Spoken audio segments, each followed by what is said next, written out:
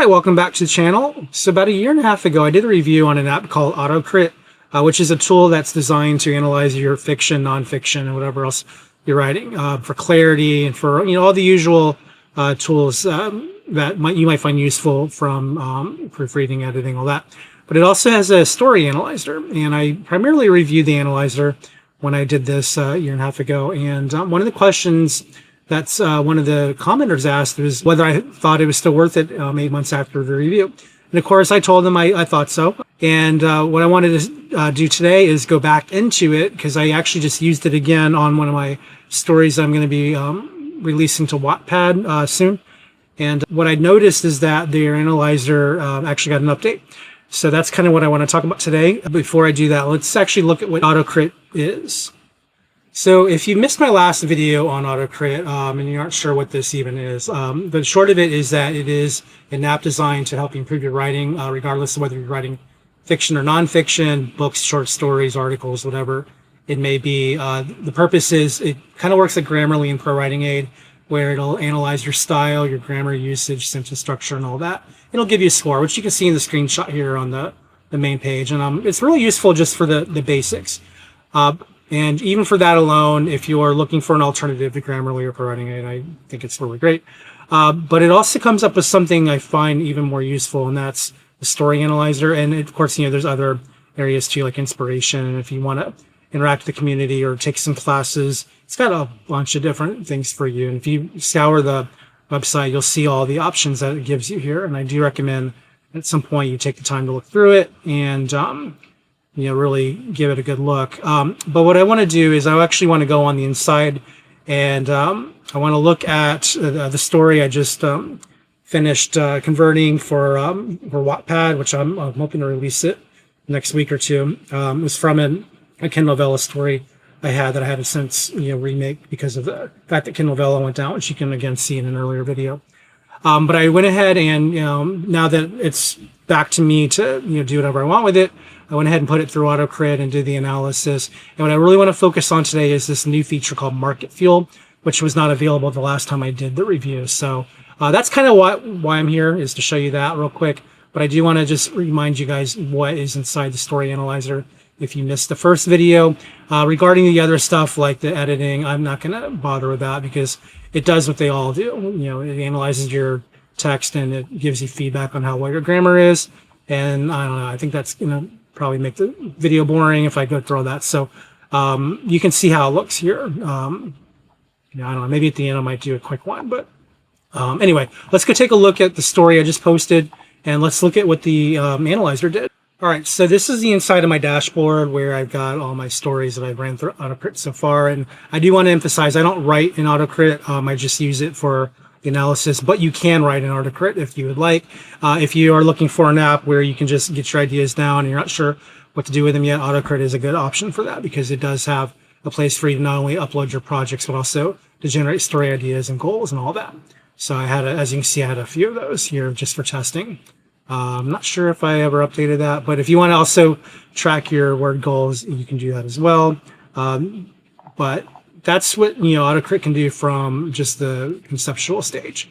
And like I said, you have options for joining the community, go through a series of classes and all that. The Academy is a separate price, so if you are looking to have both the tool and the classes, those are two separate payments. But just FYI. But anyway, what we're going to do is we're going to go inside something I did post, and you can grab and upload any file you've already worked on. So in this case, I'm going to look at the one that I posted from my old Kindle Vella story that I'm now going to convert to Wattpad soon. That's the Hybrid City Entrepreneur. And I do want to emphasize that if you do want to do an upload, my strongest suggestion would be that you first create a file that's just the chapters only. Because the way that AutoCrit works is that it's going to read chapters, a bit like how Atticus and some of the other tools that convert your text into some kind of ebook form does. So you can just do that with a simple file from Word, which I'll show you at the end.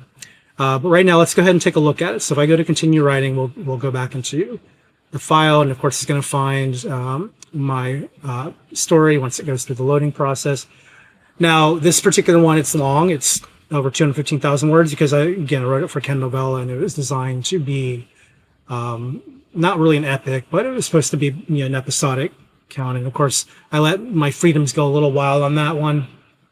I have no idea what I'm going to do if I convert it to a book, because that's going to probably be an 800-page book if I do that.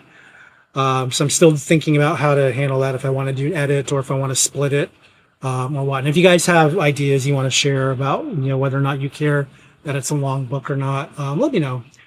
So I'm interested to know what people think, because I've already read it, but no one else has. So, but anyway, what I had to do in order to really make this work well is, again, to have a document where it's just the chapters.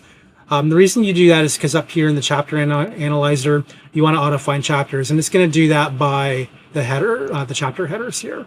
So that's really, it's just a structural thing. Once you go through and grab them, you can, it'll have an easier time analyzing. And of course, if you do want to go through your grammar and all that, you can certainly select any of these here. What I like about this is if you want to publish straight from AutoCrit, there is a publishing section that'll allow you to do that. You can do the book details here and fill in the details, or you can go in and do the style and theme. And I imagine this is here to allow you to publish if you do want to actually create a book file out of it. It seems to work a lot like how Atticus works. I would say it's also good too if you just want a place to store your info, because it does give you options for ISBNs and for print and ebook. Although it's only for one print, so if you have a paperback and hardcover, I don't think this would be particularly useful. But again, it's there for you if you want it. But obviously, I don't plan to do that, so I don't need to fill any of this out. But it is there if I want to. There's a place for copyright and all that. This also might be useful too if you're doing a nonfiction. Anyhow, we're not here to do publishing. We are here to do analysis. So I've already done this ahead of time, so I don't necessarily need to rerun it again. This actually took me, gosh, for a 215,000 word book, to get everything in here, I think it took probably about 30, 40 minutes to analyze everything. It was 25 just to do the main chapter analysis, because I had 58 chapters, and it goes through synopsis, conflict, characters, deep POV, world building, possible contradiction events, timeline analysis, foreshadowing, plot thread, genre, and all that. And then, of course, going to, and it does it all over again. And if I wanted to regenerate, I could. I usually don't. I just give it the first run, because, AI is so flawed right now that even if I did a reroll, I'd probably still come up with errors. So that's one of the things to bear in mind whenever you use tools like this, is it won't always get it right. It gets it close, but there's a few things you need to evaluate. But yeah, it's pretty large analysis for 58 chapters. I did not read most of it because it's too much. It's like a novel in of itself to read through all of that. So that's something I would do over time, especially if I plan to do a book version where I might want to do some editing beyond what I've already done. Then I might take some of the advice and really kind of, go in, print it out, dig into it a bit, note some of the things that it got right and some of the things that didn't, and so forth, and then kind of compile my own ideas. But yeah, the way it works is you can do it by chapter, and then you have an overall. I always recommend you do the chapter one first, so it gets the whole system in, and then you can do it piece by piece. And again, everything's by start analysis.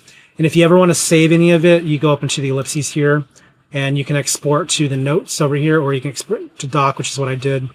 And it gives a nice formatted, multi-page view of everything you've generated so far.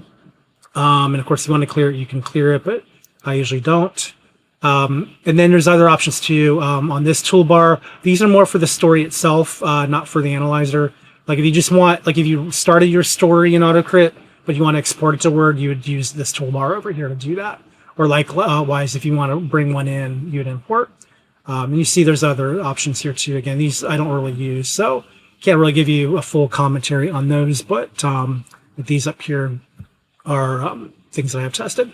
But yeah, you have a section for overall, and it covers premise, conflict through lines, the overall timeline analysis. This one is long because it covers all the chapters and goes into an overview of what everything's about. And again, you can see mine's pretty long because I have a long book. And then you have a plot thread tracking, which shows everything that it it's not sure about. So what this does is this looks for any open-ended plot lines. If you have a book that you plan to carry into a series like I do, you should have probably a few open-ended. So like everything that's listed here, it's especially like up here, like this one is not complete because it's meant to go on through several books. So there's no way I would actually try to complete it in this book, even though it is a long book. It'll be longer if you consider the series potential, but it goes into theme, and these are, again, things that you would consider when you're trying to figure out how to, improve the book. Like if there's certain themes you want to dig into more, this analyzer will at least highlight what it found in the theme. So if you need to go through and make more of it, you can. And then genre conformity. It does do a genre analysis, which I'll show you. Did I already show it to you up here? It might be at the top. No, that's in a different tab. Yeah, it does some area, or it gives you some places where the genre might have flipped a little from what the overall is supposed to be. My books tend to have that habit because I do coming of age and thriller, and this book kind of combines both. Especially in the later chapters. So it makes sense that it would find that. But again, if you're a fan of mine, you probably expect that at some point. So I do try to be at least somewhat consistent across all my books, even when I change the core genres, there are elements of the humor and quirkiness and all that transcends everything. So you still know when it's mine. And that's something I would want the analysis to pick up on. If I needed to know that. Anyway, there's a character section that analyzes each of the character tropes and which each character in your book that fits which trope. So if you need an analysis on who the trope leaders are, you can sort of get that here. And of course, it'll give you some an overview on how consistent your characters are in any areas where it's it questions the consistency. So again, things worth watching out for. My advocation is anything that's deliberate is deliberate. So it may not necessarily like that what your choices are, but if you know why you're doing it, then I think overall you're not you don't have to hear what AI tells you, because again, AI is built off of patterns and the usual, and it may be that the usual isn't exactly what you want. So. But again, it's here to give you feedback. It's not here to judge you. So if you need to know that your character's main desire is clear, it'll show you here. And if it's not clear, it'll probably tell you like, there's no clear desire here, which would be a red flag if you're writing a story and you're not sure what your own character wants. Which is actually a challenge I have when I sit down and write a book. Is I'm like, what does my character want? I often struggle to figure that out for myself. So these kinds of analysis tools I find useful to me. Anyway, finally, there's the backwards blueprint. This is just kind of like a mini version of the story analyzer by chapter, where it looks at the whole story and breaks down its premise, its genre. This is where I was talking about before about the genre types and any tropes that you're bringing into your story. You can see that mine's got all the usual expectations, the love triangle, the bully versus victim, I think this should be number one. It's kind of the point.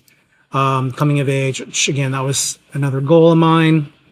And the redemption arc, so forth. And then what you do is you can also do a separate analysis for each of these little blocks here. So the story premise, you would actually have to self-generate this one because it's not part of the normal generation when you do it from the top here. So this is going to break down whether or not your idea has any legs, essentially, and if it accomplished what you want. So again, you've got the story premise is one section. You've got the world building is a section here. The world, see, that's all part of it. Then you've got the character building. So again, this is another one that just kind of re-examines who your characters are. And if you like the whole Jungian character archetype design, then this will tell you who is who. And I find that this is pretty accurate. So right here, I'll just give you a quick quick sample here. So the antagonist, He's Chet Armstrong. What he wants is he wants to maintain a status. He's a top competitor in Hybrid City. Prove he is better than Buck, particularly through his their business rivalry. Just kind of backstory. He's also Buck's high school bully. So the whole story really begins with an event that happens between Buck and Chet that leads to this summer-long bet that leads to some pretty rough stuff along the way. The whole point is, it's almost like a Breaking Bad kind of storyline where, this bet is built out of, anxiety, but ultimately should be an innocent run that goes just, bonkers that way. Like if it can go out of control, it probably does. Anyway, so his demanding category to succeed against Chet. Buck must confront his fears and insecurities. Buck is the main character, if you didn't catch that. Buck must confront his fears and insecurities. He needs to become more assertive and confident while also being willing to sacrifice comfort for growth. Protagonist needs Chet blocks Buck from achieving success in his coffee business, which represents not only financial gain but also personal validation. While defeating Chet may fulfill Buck's desire for victory, it ultimately leads him towards self-discovery and resilience. Audience appeal. Chet is engaging due to his confidence, physical strength, and charismatic, bully-like demeanor that creates tension with other characters. His arrogance makes him a classic antagonist that audiences will love to hate. By the way, it should be noted this story takes place in 1985. It's the whole point of it, and I'm going to do another video soon when I actually release the story to Wattpad, kind of outlining why I wrote the story, what its inspirations were, and all that. But the short of it is, I grew up watching John Hughes movies. And pretty much all the 80s tropes, Karate Kid and all that. I was just a huge fan of that whole era. And even as an adult, I still am. And I kind of miss those kinds of movies. And it's a shame that we don't make them anymore. So this story is a total throwback to that era of that storytelling. So there's a lot of, I'll call them one-dimensional characters. They're not really one-dimensional, but they are very true to the 80s style. So if you've ever watched any kind of, not just John Hughes was all three-dimensional. All of his characters are deep and he's, I think, the master of crafting, teen storylines and teen drama and all that. And this does not attempt to dethrone him at all. Like, it's an homage, but not a successor. So there's a lot of other movies that came out in the 80s where the characters were not so rich. They were not so well fleshed out. This kind of hits that happy medium where it does, ultimately have a story arc. It does have character growth and all of that important stuff. But, not everybody gets that kind of fleshed out feeling. And that's something that AutoCrit picked up on. The whole reason I'm bringing that up is AutoCrit did pick... It noticed that. It noticed that there are some characters that probably could have had more time, and I agree. That's why it's a series, or will be at some point. So I do hope that at some point I can get into everyone's character a little bit more than I had time for in this one. But anyway, I just kind of threw that out there to make a point that this was not a modern story. This is definitely a throwback to a time when movies were fun and, people actually went to the movies and they watched movies that they actually wanted to see rather than the ones that they were forced to watch if they decide to go. That's another argument. Anyway, not to go there, but AutoCrit picked up on that, and I kind of lost my train of thought going off of that, but that's okay. We'll get back to what this was. So Chet blocks Buck from achieving success. I think we already read that part. Because this is more than just a story about self-discovery. It's a story about, being in an 80s movie. So anyway, audience appeal. I got off that tangent because this is a common trope in 1980s movies, especially when it was, dork versus the preppy. Which again, the mid 80s are full of those stories. So if you like anything from that era, you should like this story. Anyway, physical characteristics: tall, muscular, he's got blonde hair. He's pretty standard. Kind of the character you'd expect to find in a story like that. So I'm glad AutoCrit picked up on all that because that was the goal. He is the rival. Chet consistently undermines Buck's efforts at school events during their bet. This one I would critique is not that accurate because it's pulling in backstory. We never really see this happen because the story begins right at the end of his senior year. In fact, chapter 2 is the graduation. So, yeah, this doesn't really get into it. His possessiveness over Jennifer showcases how he tries to control situations involving others around him. Again, yeah, I guess. I think it's more about his need to control Buck that I think really gets into the heart of his rivalry. Because, again, he's the classic bully. And, classic bullies have to control somebody. Otherwise, they feel like they're not adequate. So... and you can see that goes further down. You've got the relationship character. In this case, it's focused on the mentor, his name is Mr. Kabuki. He was literally a stand-in for Mr. Miyagi. If you're familiar with Karate Kid or Cobra Kai lore, Kabuki and Miyagi are basically the same character. With the exception that Kabuki's background's a little darker, or at least that was true until no spoilers here, unless you've watched all of Cobra Kai. Especially the latest season, the final season, where they've kind of questioned Miyagi's background. Spoiler, I wrote this before season 6 ever happened, so I didn't know they were going to go in that direction. But yeah, Kabuki's got a bit of his own history that comes up that the Karate Kid movies never challenged. But anyway, just FYI. But yeah, he plays the mentor in this story. Then, of course, Distraction. They named a different Distraction character. So this is one of the areas where I find it interesting that AutoCrit has different takes on different analysis. Because the Distraction character in earlier analysis labeled one of the love interest characters. So the fact that he's a Distraction character, I'm not sure why it would necessarily label him that, other than the fact that he is the antagonist. So if they're considering Distraction as the one who distracts them from the goal, then yes. But there's another character that they label as Distraction, I think, for very different reasons, but ultimately for the same result. So again, it's interesting what it will identify, because you kind of want to see what the options are. Anyway, I like that it does all that. You got an emotion character. This is the one that often kind of sets the stage for different decision-making moments. This character, Lila, is a fireball. A lot of what goes wrong in the story is by her hand, just because of the type of character she is. So, but I guess emotion character also is labeling the person with the most unpredictability. I'm guessing that's what Lila is she's the tornado of the story. Anyway, then we got the character summary for the Reason character. Again, that's Mr. Kabuki. Actually, there's a few of them here. So you'll see that there's some overlap here with some of the types. I don't know if that is something I should be concerned about, or if it's just, again, an observation.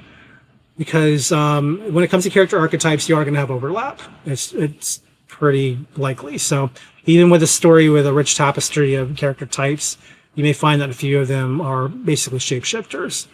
And so I think that's the case with a lot of these characters here. Support character. So we can take a quick look at that since it's short here. So Ronnie Michaels. Ronnie wants to support Buck in his business and help him succeed. His skill is he's a loyal friend who provides practical advice and assistance. His flaw is he can be skeptical about their chances of success. That is quite true. Want versus need. Ronnie's want to help aligns with his true need for friendship and belonging, but he sometimes lacks self-awareness about the impact of his skepticism on Buck's morale. I don't know that it really affects Buck's tension. I think he's more of a sounding board than anything. And then, of course, he's also there to assist with helping him win. Evolution. Throughout the story, Ronnie remains a supportive character, but grows in confidence as he takes on more responsibilities at the coffee pavilion. Yeah, he eventually becomes like one of the chief reasons why Buck can stand a chance at winning. Audience appeal, his loyalty, humor, and willingness to assist make him engaging. He often lightens tense situations with joking, friendly banter.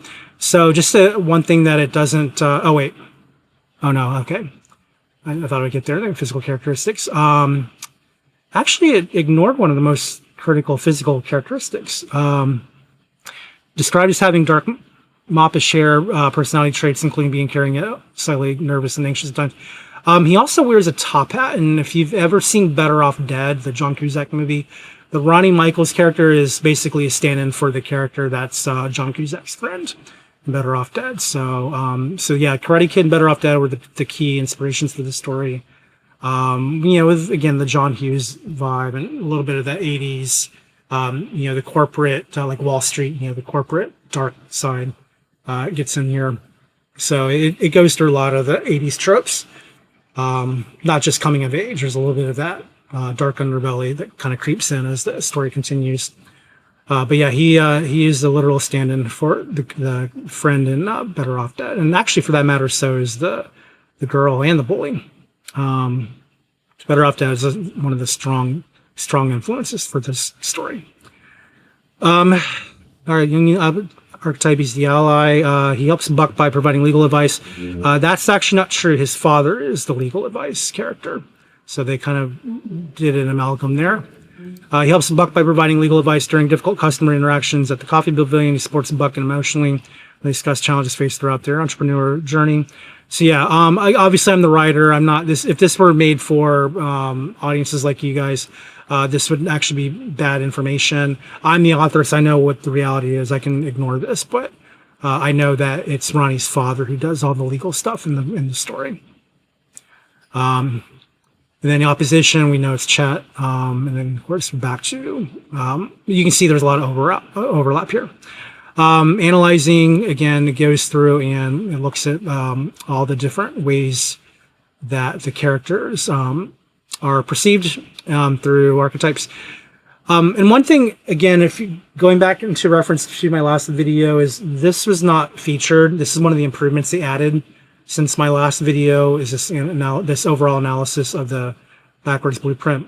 So I do think this is useful if you want a quick snapshot view of all the information that you might find useful to understanding how your story might be received. I do suggest running through this and at your own leisure, of course, and give it a look. And again, there's an easy way to do that. You can export it to a document. I'll show you that at the end of the video, how that works. So you don't necessarily have to read them all in the little sidebars here. You can get a full-on printed just worksheet if you want with all this info. The last piece is the beat sheet. It's so you can see how it all breaks down pretty much according to the hero's journey. If you read through this carefully, you'll see you've got the opening, setup, catalyst, all this stuff here. And if you are looking, I don't think they do save the cat. I think this is all hero journey. So you got call to adventure, refusal to call, to break into the new world. I feel like some of this is a bit fun and game. I think I don't know. I think Save the Cat doesn't quite do that. But yeah, you can see how it all breaks down. B story, introduction, new characters, contrast. Not fully investigated this because again, it's a lot of writing. But you can see for yourself if you pause the video. You can see how it breaks the story down by beat. And again, the goal is, if you want to follow hero's journey, then this will show you how well your story does it, essentially. So you go to the midpoint, bad guys close in, escalating external threats. The fact that it can actually identify it, tells me that I probably followed the formula pretty well. I would also encourage you guys not to read this stuff if you actually plan to read the book and don't want any spoilers. I probably should have said that at the beginning. But again, it's okay. If you guys don't care to read it, then I'm not spoiling anything. So you do a analysis for that, and you get into genre tropes, all the fun stuff. So you can see for yourself what all it covers when you break it all down. I think it's really useful to have that in your back pocket if you want to know how well you're doing. But again, most of this stuff was available in the review I did in 2023. What was not available is this thing called Market Fuel. Now, in order to use Market Fuel, you do have to run the story analyzer first, but once you run it, then you have a new series of options for marketing. And so again, it gives you the market analysis to see just how likely you are to even sell the thing if you want to make a book out of it. What I really like about it is it breaks down who the target audiences are, or who it thinks it is. It also has something on pricing and distribution strategies. So like if I wasn't sure how I wanted to sell the book, this would give me an idea on how I can price it. And you'll see that even the Wattpad premium is listed. I was planning on making it a free accessible story because, again, it was on Kindle Vella for 2 years and hardly anyone looked at it, much like, I don't think I found it, but I don't know if it's easier to find a Wattpad premium, but I'm a little against doing the premium version on this because I do want to turn it into a book to put on Amazon someday, and I really don't want to tie it up in all the usual nonsense that comes with exclusive rights and all that stuff. So it'll likely show up on the free version of Wattpad, and if you guys like, if I get enough views, then I'll probably consider turning it into ebook or hardcover or anything like that. But I do like that it gives me some plan on how to break that down. So again, for market analysis, it gives you product overview, target audience. Actually, one of my goals for this video is to let you guys see what it says. So let's actually take a quick look at the product overview. Let's see, actually, let's look up here. Below is a detailed market analysis for the text, which consists of a complex multi-chapter narrative blending business intrigue, coming-of-age themes, urban conflict, mystery, romance, and action elements. All right, and then the product overview. The text is a serialized narrative comprising over 50 chapters. Again, they were episodes originally. At its core, the story follows Buckstar, a determined, sometimes naive entrepreneur navigating the cutthroat world of Hybrid City's business scene set against a backdrop of personal betrayals, rivalries, notably with Chet Armstrong, unconventional mentorship, Mr. Kabuki, and tangled romantic entanglements. That's not a tongue twister. Involving characters such as Jennifer, French Girl, and Lila. The narrative weaves elements of gritty urban realism with moments of humor and suspense, reminiscent of business thrillers, urban crime genres, and coming-age stories. Yeah, that's pretty accurate. Target audience, demographics, primarily young adults, 18 to 35, but also appealing to mature audiences interested in complex narratives. I would also add anyone who grew up with the 80s high school stories will probably get a kick out of this one. Gender likely appeals to both male and female readers due to its blend of action, business drama, and relationship dynamics. Education interest, readers interested in entrepreneurship, urban fiction, thriller, mystery, and serialized storytelling. Fans of narratives that combine business strategy with personal growth and conflict will be drawn to the text. Psychographics, lifestyle values. The target audience is the target audience is likely savvy, entrepreneurial, and enjoys stories that reflect modern challenges in business and personal life. They appreciate underdog stories, gritty narratives with a blend of humor and pathos, and plot lines that incorporate social dynamics and moral ambiguities. Reading habits, regular consumers of serialized fiction, both online and print, fans of multimedia storytelling, including potential adaptations in individual formats, and those who enjoy layered narratives with multiple plot threads and cliffhangers. So again, I like what it breaks down. And again, I'm going to read it more carefully when I get some time. But you see it also covers the competitive landscape, pricing, marketing opportunities, and conclusion. Conclusion would be what it thinks will be useful here. But also like that you can do similar books. So anything that you read that has similarity to, it'll show up here. The Outsiders, Lesson Zero, Glenn Ross, High Fidelity, and American Psycho. I noticed there's 2 Bret Easton Ellis books that it compares to. So I guess that's if you're into his stories, maybe you'll like this one. High Fidelity, that's a bit of a stretch. That one I've actually read of the 5 of these. I own the movie of this one, though. And yeah, there's a little bit of that in here. But yeah, I don't know about the High Fidelity connection. Let's see. Mixes humor with intersection as it examines failed relationships, personal weaknesses, and complexity of modern ambitions, Buck's internal conflicts, and his evolving relationships, and his entrepreneur misadventures find a reflective counterpart in Hornby's exploration of what it means to struggle, learn, and grow in a challenging urban world. I mean, I suppose.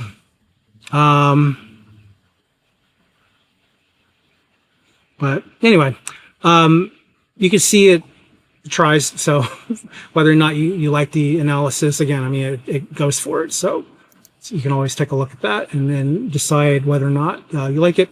It also gives you some title options if you are the kind of person who waits until the end to come up with your title.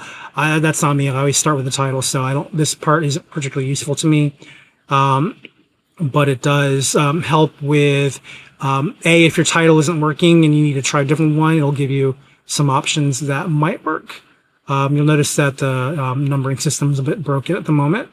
So I wouldn't, put too much stock in the numbering, but yeah, it covers not just the name of the potential title, but also target style, gritty, action-packed, and suspenseful. I would not use that. It's the story has some action. It's not made to be that.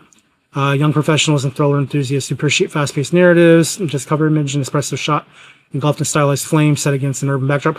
Actually, funny enough, you'll see that in my next video. But this is actually not too far from the image I was using for Kindle Vella. There was no flames, but everything else is exactly as it's described. So, interesting that I would suggest that. Anyway, you can see that's one way that you can come up with ideas for your title and your cover if you're not sure what to do, or if something's not working. Trope-centric title options. So it does give you some titles based on tropes. If you wish to do that instead, again, you have up here, it's just regular titles. Down here, you've got based on the tropes.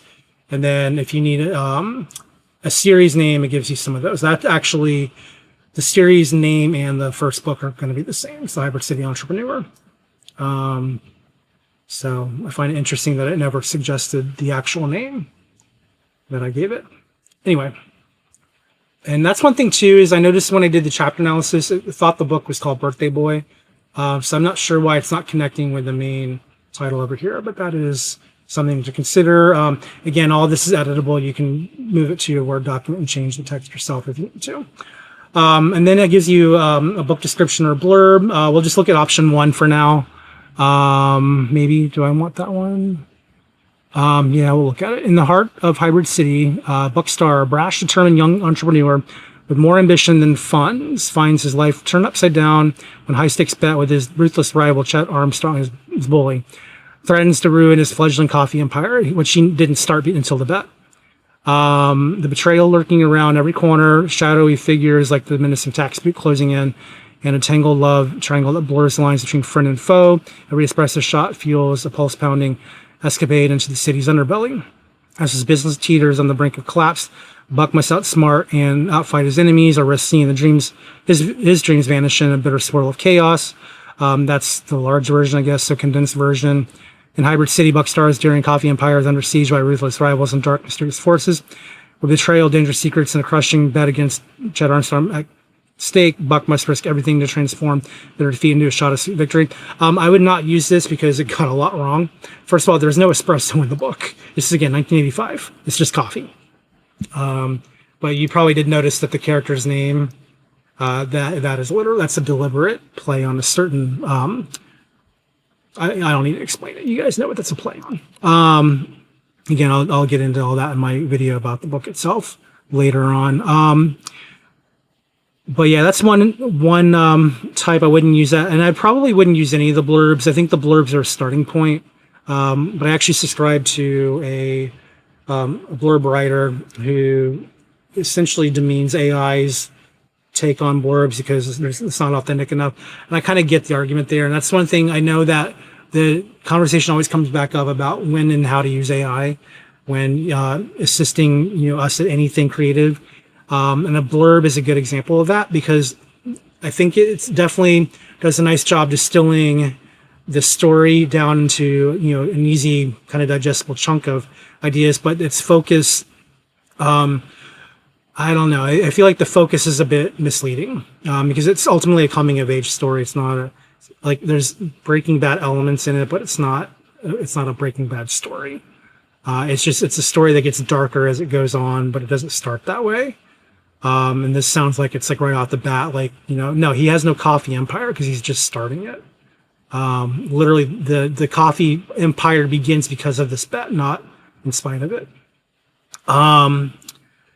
So yeah, there's one on Reckless Dreams and My Coffee, My Fate. Again, if you want to pause the video and read for yourself, you can see how effective it is as a blurb writing tool. Next, we have the search section. This is where if you need to figure out how to market your book with search engines or Amazon, this goes through your keywords, your Amazon keywords. See, this one's interesting. Primary genres, subgenres, contemporary fiction, crime thriller. Again, that makes me laugh. No, it's not a crime thriller. Business fiction, coming of age. This is the likeliest one. Maybe contemporary fiction, but coming of age is the likeliest genre, in my opinion. Themes of revenge and redemption. Yep, agree with that. Underdog. Yep, agree with all that. Agree with betrayal and trust. Crime and corporate. Again, small piece. This will be more of the series arc, but for the book, it's more of these three. Setting a time period. Yep, exactly. 1980s urban America, modern capitalistic landscape, or 1980s capitalistic landscape. One of the running jokes in the story is everyone owns a business and they're all under the watch of this kind of secret, the seeing eye, essentially. No one really knows who's running it. That's where the series kind of gets into, that bigger, you guys can figure it out when you read it. Comparable books and reader expectations. So we already had a good one listed in the last prompt, but it goes through a little more. Options, Wolf of Wall Street. Not as dirty, not as adult, but maybe. Let's see, crime thriller, fans enjoy well plotted crime suspense narratives. Again, in fairness, I ran it through Notebook LM about a month ago when I first started revising it for Wattpad, and the narrator or the two interviewers, they called it it's if John Hughes meets David Lynch. I thought that was a pretty interesting take, because that's probably the way I would describe it too. So there's a little bit of that in here. Urban grit and coming of age. Multifaceted character dramas. Yes, that one's very true. Given the complex interpersonal dynamics, romance complicated by betrayal, business rivalries, and moral quandaries, the novel aligns with the expectation of readers who favor layered character-driven plots in both literary and genre fiction. Yeah, I completely agree with all that. And then there's some Amazon categories that suggest. I mean, again, I would probably most likely put it under coming of age. So I don't know that I completely agree with this take on it, but it's not a bad go of it. Then you get the B-side categories, which I find useful because, again, I've got on my spreadsheet that I make for all my that I set for all my books, which I showed you guys in the video about unwrapping my Ingram Spark that I just finally released after 4 months of production. Yeah, it's a long production. I cover a little bit about this this database, which I'm not going to necessarily waste your time with that here, but I would want to put some of these potential categories in there. So I'm glad that it includes BSEC. And then finally you got promo. And this is where you can essentially market your book to social media through Amazon. So you got Facebook, you got just any general social media for Twitter. So step into the unpredictable world of Hybrid City, where every twist leaves you wanting more. Buckstar's daring journey is full of secrets waiting to be discovered. What will happen next? It's so lame. It's so empty. Emotional appeal. Imagine a story where love, betrayal, and redemption spark a fire in your soul. Buckstar's Book Quest and Hybrid City will hit you right in the emotions. Prepare to feel every moment. I like that one. No, it's not bad. Problem solution. Wait, hold on. Overwhelmed by setbacks and betrayal, watch Buckstar turn every obstacle in Hybrid City into stepping stone for success. His inspiring comeback is a reminder that every failure has a solution. I kind of like that one. I mean, it feels more nonfiction, but I like what it's trying to do. Anyway, you can see some of the other things it does. And then, of course, at the end, you have your potential lead magnet. So if you are marketing to an email list or you want to build one, there's some ideas that it gives you in order to try to, make that intriguing to your readers. So if I wanted to do an interactive timeline for my subscribers, that's something I could consider. I still think these are mostly useful to those who actually care about the story. It's hard to care about something you haven't read yet, but But I don't know. This email mini course on building a narrative and hyperstate, that's weird to me. Create a multi-day email course breaking down how the complex narrative and character interactions were developed, including writing tips. No, that sounds like a lot of work. Anyway, so that's the overview of the updated fiction analysis. And I mean, that's just fiction. Nonfiction's got its own thing. Obviously, I'm not writing nonfiction, so I wouldn't necessarily use that here. The summary report and then the combination report, again, it's I'm pretty sure I showed this to you guys in my last video, but this is where it would just break down the different, I think, grammar and the sentence structure and all of that. So if you want an overview of your story from beginning to end on just the various stats that it's done, then you can run this summary report. As you can see, I did not run this yet, so this one you're actually seeing in real time. I was gracious enough not to make you guys watch the full analysis report being developed, because again, that took about 40 minutes total. But I think I'll go ahead and pause the video. I don't know how long this is going to take. I'll show you guys the end result when it's done, and then we'll kind of conclude after that. All right, so everything is done loading, and you can just take a quick look at the summary here on what it offers you. Again, it's the gives you an idea what your genre is, and then you can see what your overall score is for comparison to others like it. And this is what your bestsellers expect. You see that dialogue is pretty high on the list. Most of my analysis is pretty good overall, as you can see. And you would have to kind of read for yourself and judge what the analysis means for your chances of success, which again, no one can predict what your success will be. Excellent books go unread all the time, so it doesn't mean anything. But it's good to just kind of know what you're working with. Pacing momentum. I was actually worried about this one. It says 82.8. Yeah, I was very worried about this one because there's sections in the book, you know, again, why it's over 215,000 words. It's because there are sections of the book where I feel like the book is just about, you know, this main character learning how to run a business, which I would worry might be boring to some, but of course I try to keep the scenes interesting, despite the fact that, you know, what's happening is not that interesting. So it was a very delicate balance to build drama against the backdrop of this is a really uninteresting topic for some. But when you look at what it actually, you know, means in the overview, it's actually not boring at all. It's just, you know, so I try to do everything I can to make it even the most mundane exciting. So I'm glad that it thinks that I kept up well with the story. But you'll see that, let's see, yeah, this is the slow-paced report. You'll see that I'm below general fiction, which is amazing because it's about twice the length of general fiction. And you can see here that you can run separate reports. They'll break down. This is, again, the summary. This is not the in-depth. If you want to do in-depth on any of these, and then you can run the report for the in-depth and get even more granular information. So it's another reason why I like AutoCrit, because you can really break down your analysis to absurd levels here. Average words per paragraph. Mine's reasonably short. Again, this is against general fiction. If I were writing a thriller, then this is probably too high. Your paragraphs by word count. Let's see. Yeah, that's because it's a long book.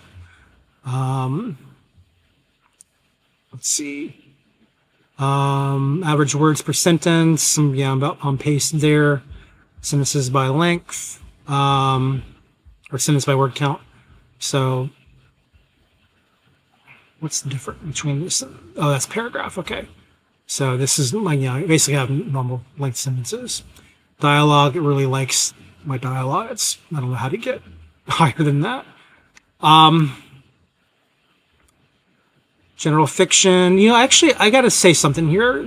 I'm really happy with this because I remember I used to have others, or like when I was growing up, trying to, you know, learn how to write for the first time. I mean, the dialogue was the thing that everyone criticized me on. So I definitely did, like, I went all in trying to learn how to do dialogue well. And I guess it's paid off over the years. So it goes to show that if you're, you know, you can learn to do anything if you want to get better at something. I mean, there are limits, but, you know, clearly not when it comes to dialogue. Sentences with dialogue, a little below the average. Dialogue tag use. Um, so yeah, I'm a little under the normal. That's pretty good.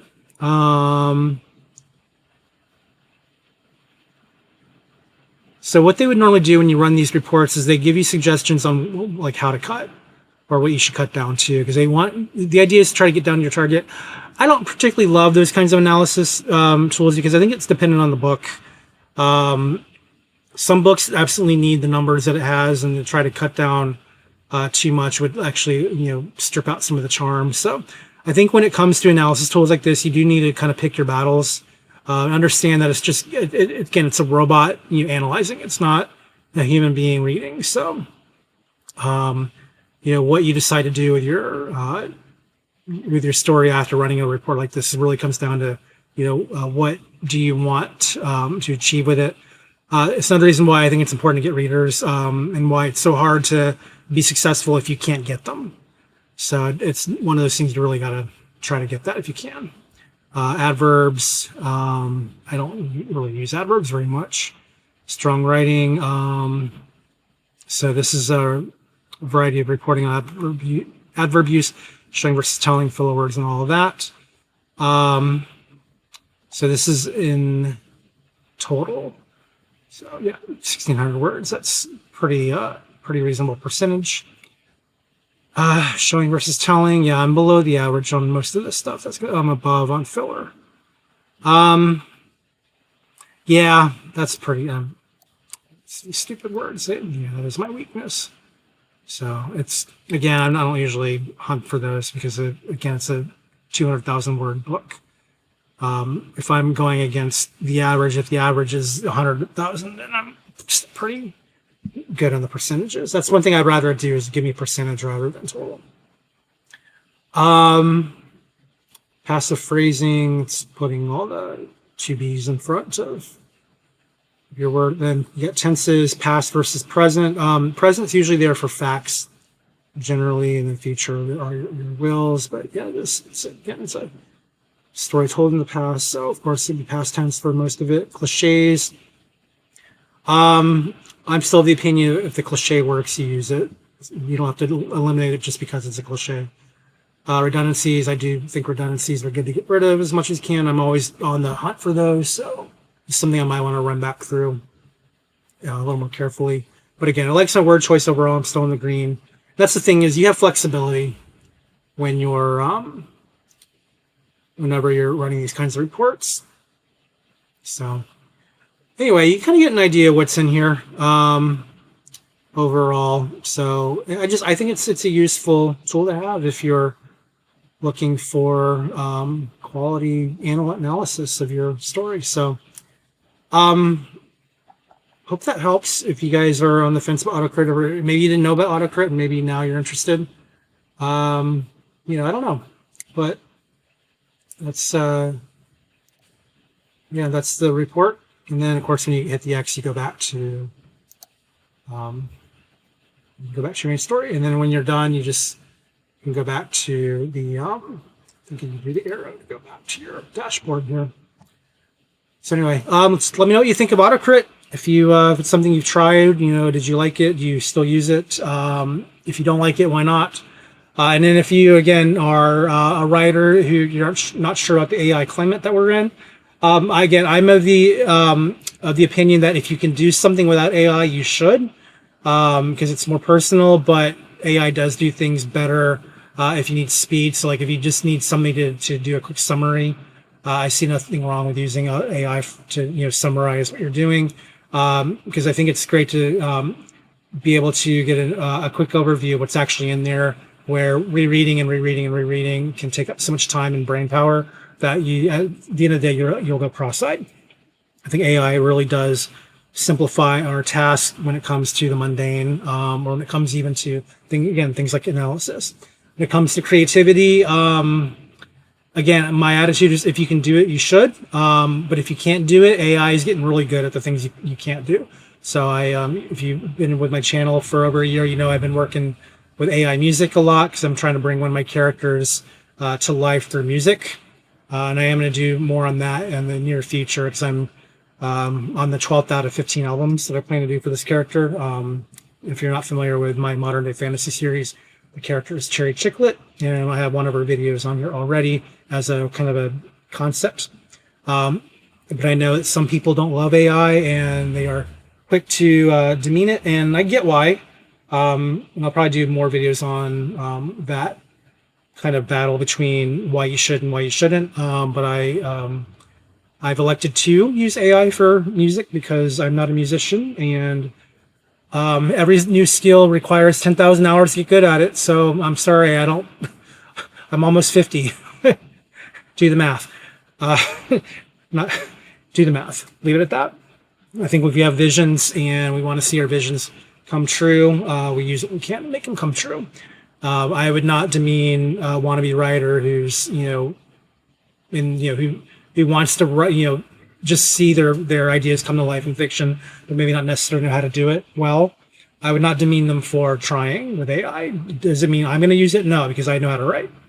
And I get my joy in writing through the creative process from scratch. And that's just what I do. I don't even use AI to conceptualize ideas. I have my ideas. The best I'm going to use AI for is to summarize what I've done, so that I have a bird's eye view of the work that I've actually put in, rather than the work I want to put in. So that's my use case. Again, you can tell me what you think of the whole AI thing under in the comments if you'd like. But everybody has their opinions, and I choose to accept AI with caution, and I use it with caution. So, and then for everything else, again, I consider what my limits are, and AI helps me exceed certain limits. So I'm not totally against it, but again, everybody's got their reasons to love it and hate it. So I'm completely on board with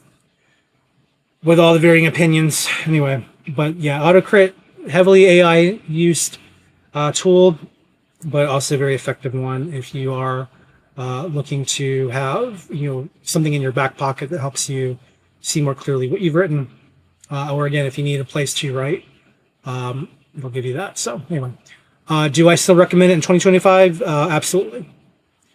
Do I fully trust it? No, not really. I mean, it's AI. AI is still a while away from being perfect, and I don't know that it'll ever get perfect, but it's a lot better than it was when there was no AI. Because in the old days, I have to reread my book and try to figure it out for myself whether or not I have all the pieces in play, and 200,000 words and a faulty memory. No, no, pass. Anyway, all right, that's it. Thanks for watching. I'm sure it's another long one. I was thinking it was gonna be 10 minutes. It's probably an hour now. Whatever. Enjoy. See you all for the next one. Bye.